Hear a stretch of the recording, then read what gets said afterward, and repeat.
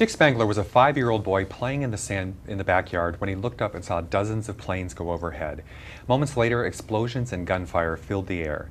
The Japanese attack on Pearl Harbor had begun. Today, 66 years later, he's author of West Point to Pearl Harbor. For many years, he was a well-known radio and TV anchor here in Southern California. Pleasure to have you here today, Dick. Nice to see you. Good to be here. So, did you have any sense of what you were witnessing at 5 years old and watching the start of the attack on Hawaii? No, not at all. I was out on the beach playing. I was swimming. I had my surfboard. I was surfing a little bit, and all of a sudden I heard boom and explosions and smoke billowing up, and all of a sudden planes over my head. Zeros, I later learned, and they were going over our head about 100 feet. Luckily, I was only 5 years old, and they didn't want to waste time on me as a little boy, so that was lucky for me. And but it didn't occur to you, though, that was the Japanese attacking? Or I had no idea. No idea. As a 5-year-old boy, I knew nothing about war or fighting or guns going off like that, except I could hear it over at Pearl Harbor, which was just around the bend from where I lived at Fort Kamehameha.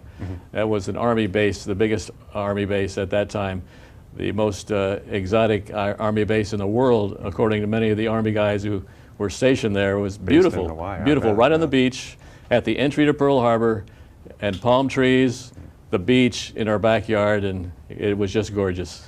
It was also attacked. I mean, one thing I noticed you mentioned in the book is that a lot of the people who survived the attack on Hawaii don't always appreciate the fact that people, not to minimize Pearl Harbor, but sometimes people don't realize that other places were attacked as well. Exactly. It wasn't just Pearl Harbor, that other bases, the Army bases. Army bases, yes, Schofield Barracks, Wheeler Field was where the main job was done by the Japanese. They obliterated it, and that was our main base for fighter planes, our planes, and they bombed out the planes so they couldn't attack the Japanese planes that were going to hit Pearl Harbor. So that was their main objective at that point. So get rid of all the American planes all over the island, at every Army base. That was what they call them then, an Army base, an Army Air Force, but not Air Force, but just an Army airfield. But they were not called the Army Air Force in that day.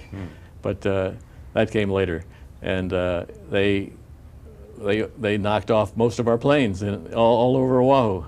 So that way we couldn't really fight Exactly. back. That really hurt us terribly when they really came in and bombed the fleet. Now, again, going back to you as the little kid in the backyard witnessing the start of this, you know, on our entry into World War II, you said at one point, I think you had a chaperone in the house or somebody from the Army, and he ran back to base, I think, or kind of maybe left you there. Yeah, well, he was an Army guy, a striker as they called him, and he must have been called to his duty base where he really had to work, and he actually left me, and I was all by myself for a little while, and the Japanese planes were still coming overhead and not strafing me, luckily, but just going overhead. At one point you considered going surfing again, I think you said, or going for a swim or something? Yeah, I thought oblivious I'd try to what was going on around I you. still wanted to go back and play in the water because that's what I was there in that morning. Wow. That's what I was having fun doing, and that's what I did most mornings, go out and have a nice swim and enjoy the beach. Wait for a palm tree to drop a coconut. Meanwhile, your parents were frantically trying to get home. My parents were playing golf on a Sunday morning, like many people do, and they were out at the Wheeler Field, Schofield it's the golf course they had there, and they finally realized what was happening when they heard my father was saying, "What are those planes doing up there? What's going on? They don't do that on a Sunday morning." And all of a sudden, the place started blowing up. Wheeler Field started blowing up, and the planes were blasting all over the place. They could see that happening in front of their eyes about 100 yards away.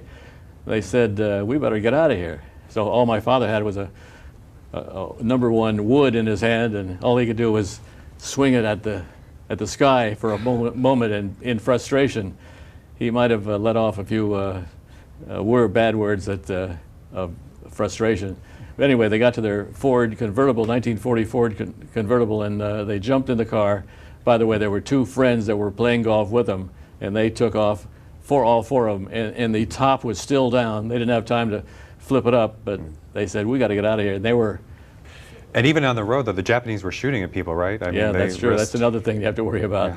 Because the Japanese were starting to shoot at anything that moved on wheels or anything that could be seen from the sky, they'd go after. They had a few moments that they thought they would be run off the road so easily, but luckily they got through the 10 miles from their area to the Pearl Harbor area in that ballpark where I lived at Fort Kamehameha at Pearl Harbor. And this is why I mentioned that, or what stood out to me about that part of it was that, what did they find when they came home? Well, they found me out on the beach. We had a little, well, I guess they saw me on the beach and they said, "What are you doing, Dickie? We've been frantic trying to get here, and are you all right? Are you okay? Is everything all right?" And I was shooting my cap gun at the planes going overhead. Even then, just firing my cap gun. I never did get any zeros down though. And you were wearing the Indian warrior costume? Oh, Is that yes, right? that's right. I forgot. You're right. I was wearing an Indian warrior costume from my birthday party from the previous month of June, from my 5th birthday. And shooting your cap gun at the Japanese. Shooting my cap gun in a costume, ridiculous. But my family suddenly realized, and they started laughing with me, and they couldn't believe I was okay, and so we got out of that. And then my father had to get to his duty station at Fort Barrett, which was a 16-inch gun battery station where, of course, we shouldn't shoot a 16-inch gun battery. We couldn't do anything with that. But he was a captain in the Army and in charge of that. He was a captain at that facility. time, in charge of Fort Barrett.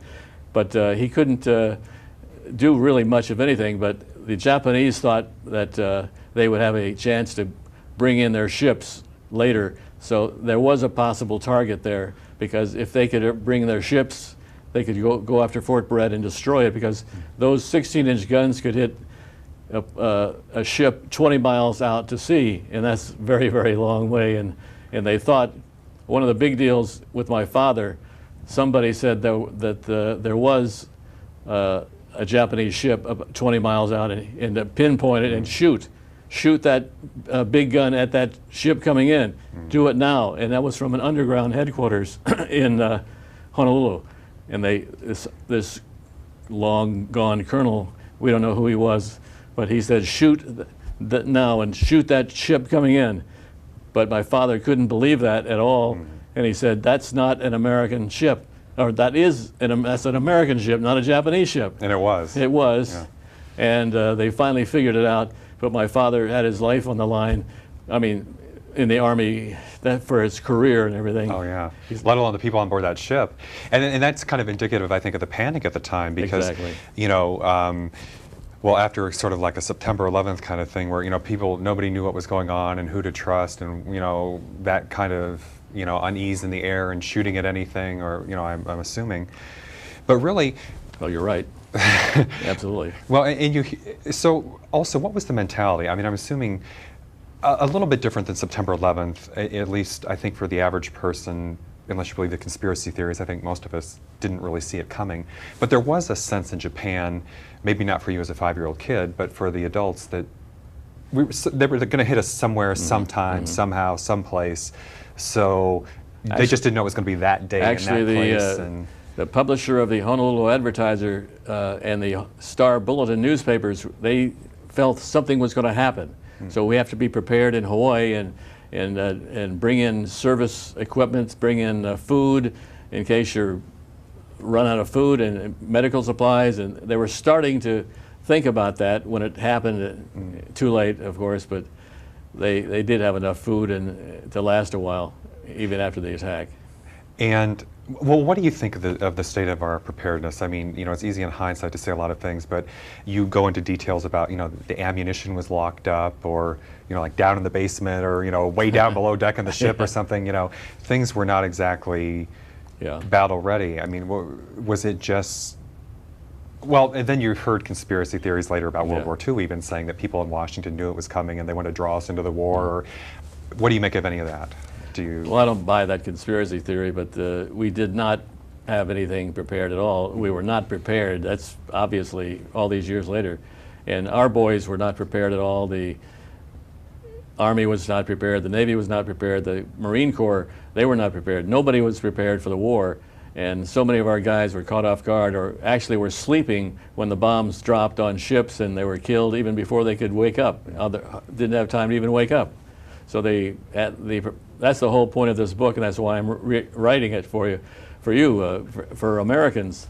And Americans have to understand that we still have to be prepared, and that's pretty obvious these days. And be prepared, and my other part of it is to just remember Pearl Harbor and learn from their lessons that they did not learn.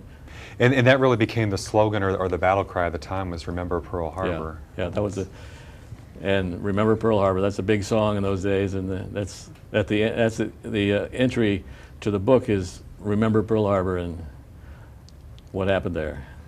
We'll be right back with Dick Spangler.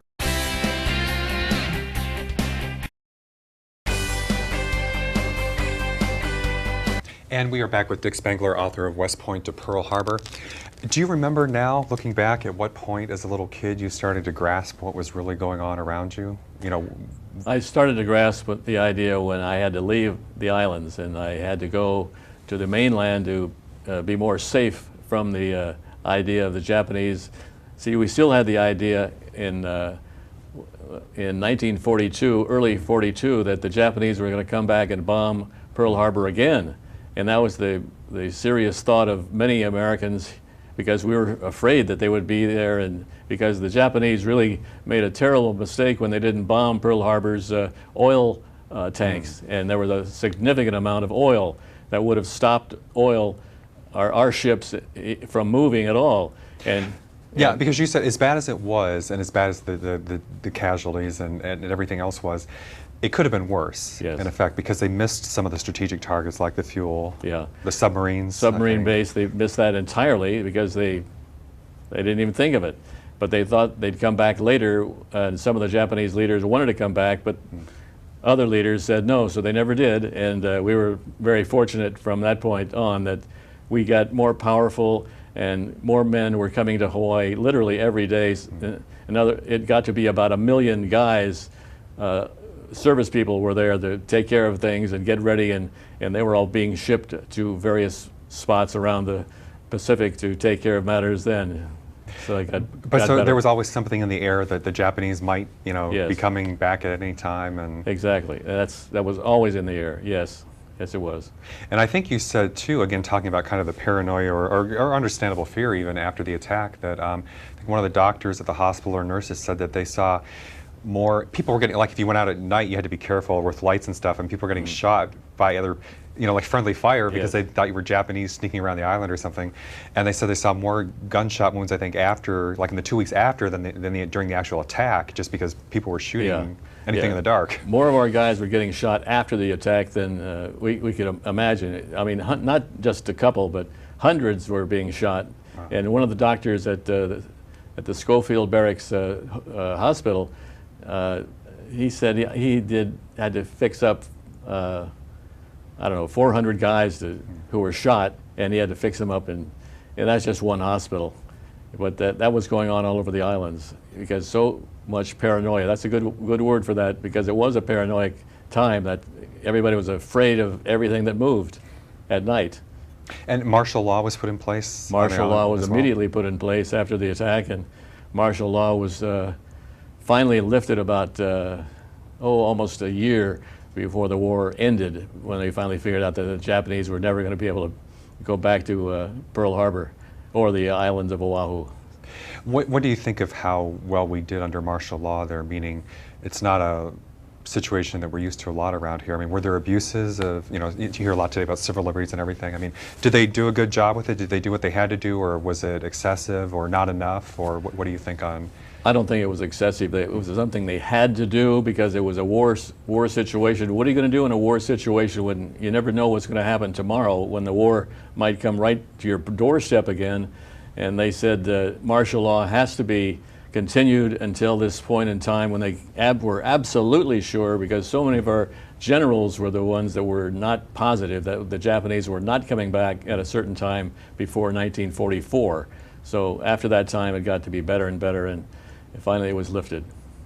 You talk in the book also about, well, one of the more controversial parts of World War II, certainly on the American side, was the internment of the Japanese in the detention camps or concentration camps or whatever you'd call them. I mean, we weren't killing them, but Yeah. but in some of them were American citizens, native-born American citizens. What exactly happened in Hawaii? I mean, there was nothing, I think, were they tracked or were they actually detained the way they were on the West Coast? Or No, they were not. Matter of fact, they never found a citizen of Japanese ancestry who was betraying his country at all. Never betrayed America at all. They found a lot of suspicion, though, a lot of suspicion. That was a terrible thing to live under, being suspected of being a traitor and one who wanted to do away with America. And a lot of the Japanese citizens were, they lost things in dealing with some of the soldiers who believed that they were not trustworthy, and that was absolutely false. And they were done a disservice, no doubt about it. Well, indeed, as you said earlier, that you felt that one of the lessons from this was, to remember Pearl Harbor and that America should never get and should remember for the future. But do you think we've forgotten, or until September 11th maybe we had, or even, I mean, what lesson can we learn from that? Because, let's say with the war these days, certainly there are a lot of people who are against the current war and wonder, why we're involved or why we're doing it, and, our military action, but yet you can go to the other extreme where you can get caught with your pants down, Exactly. Where you can, disarm and, Yeah. I don't know, any thoughts on? Well, we were caught with our pants down in that case, and I don't want to see America get caught with our pants down, although it's happened already because of 9/11, and we were caught with our pants down again, and we were not prepared, and I keep ramming that idea home. We have to be prepared for anything, and we're hearing other things even this past week, that certain people were trying to do things to us. Right, even on Yes, military basis, yes, and maybe on even military overseas. basis. We have to be prepared, and thank God we were in that case, that one case, recently. So I'm curious, since you've lived through both events, what you think of, I mean, I don't really have a basis for comparison the way you do, having lived through it firsthand, Pearl Harbor versus September 11th, and I don't know, maybe just the mentality or people's reaction to it, and was September 11th as big as Pearl Harbor, or, I mean, not to try to, I mean, a lot of people were killed, and a lot of, I'm not trying to, but was one bigger than the other, or were they both awful, or what in this? They're both awful, and I'm not wanting to, I don't want to compare them in certain ways, because Pearl Harbor was a military disaster, not a terrorist disaster per se, and it's tough to compare that kind of a disaster with that disaster at Pearl Harbor. I don't know how to do it, and we just have to avoid, and again, be prepared. Try to be prepared. But looking back, I've often thought with September 11th, though, and again, fortunately, it didn't happen any sooner than it did, and although I wish it hadn't happened then, but at least kind of the logistic, well, it could have been done a lot earlier. I mean, it could have been done 50 years ago. We've had planes for a long time. It just took that long for people to get crazy enough to, decide you kill yourself and fly the plane to the building and take everybody else with you. But I guess what I'm saying is, was the world a different place back then, despite that? I mean, on the one hand, you have Hitler and the Nazis and the world's going to hell, but yet, I don't know, is it worse today, or was it worse back then, or is it just bad? Or good? I don't know. Well, being in Hawaii in those days, being a 5-year-old boy, and from everything I heard from people who were there at that time, it was a paradise on earth, and everybody was having a wonderful time, a wonderful life. And in some of the stories that I write about in the book, one sailor said, it's something this is the only place I'd like to be right now, nowhere else in the world. So he was having a wonderful time, and all of a sudden, the morning of December 7th, 1941 struck, and he was almost killed and blown off the ship that he was on, and he barely managed to survive. He went on to be a pilot. His name was Guy Pearce, and great story in that book. He managed to become a pilot. He was 17 years old on a battleship, and then he was only 17, but he really wanted to be a pilot, and he later became a great pilot, and an ace, as a matter of fact. He knocked off 16 or 19 Japanese planes in the great Marianas turkey shoot, as they call it, and he said the Japanese pilots were so easy to knock off because the structure of their plane was weak in their structure, like the steel structure. Oh. And he could knock them off just by one click of his machine gun if he hit the right spot. We'll be right back.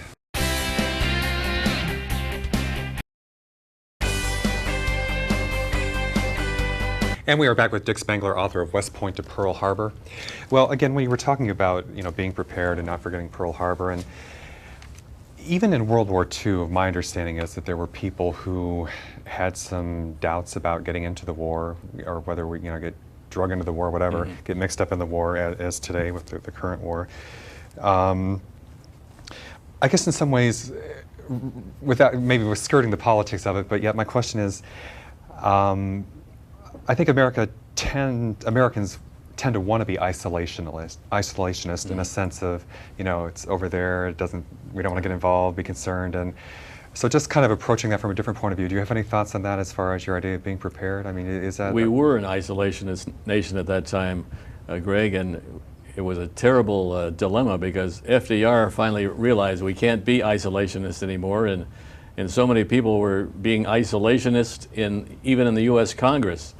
And that was a big debate on Congress on the big hill in Washington, and they were arguing and arguing. We don't want to join the war. We don't want to go to Europe. We don't want to go to, well, at that point, Hawaii. We don't want to go any place in the Pacific at all, but we sure don't want to go join the German war because we're here. Not our concern. Not our concern, and Europe is too far away. It's an ocean away, and who would want to do that? It's too far away.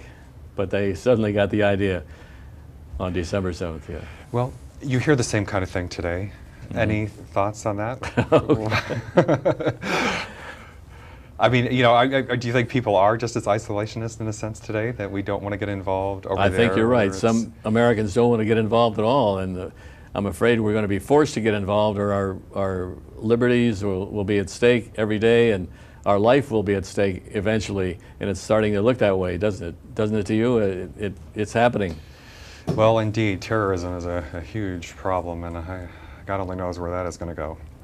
But you also believe in mandatory military service, I believe. About 2 years, you said, for young people? I have the feeling after studying it for so long that 2 years of mandatory military service in some capacity, whether you want to be on the front lines or just at home at an Army base in Texas at Fort Bliss or something, just to be in service to your country. Maybe you want to get in the service to the forestry service, but American young people should work for their country in some way, and I think that it would be a good thing. I know it's very controversial, but I think that they should help their country in some ways for 2 years. 2 years.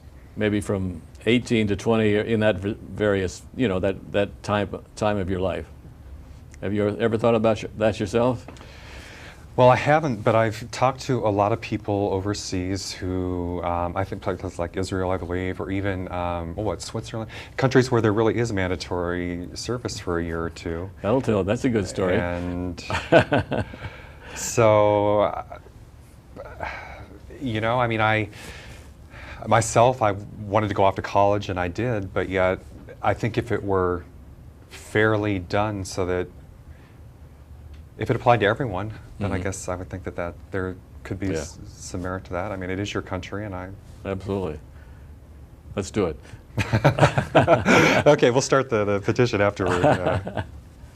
So, well, as time goes on, there are fewer and fewer people around from Pearl Harbor, but I know you've kept in touch with some of the groups over the years, and you've...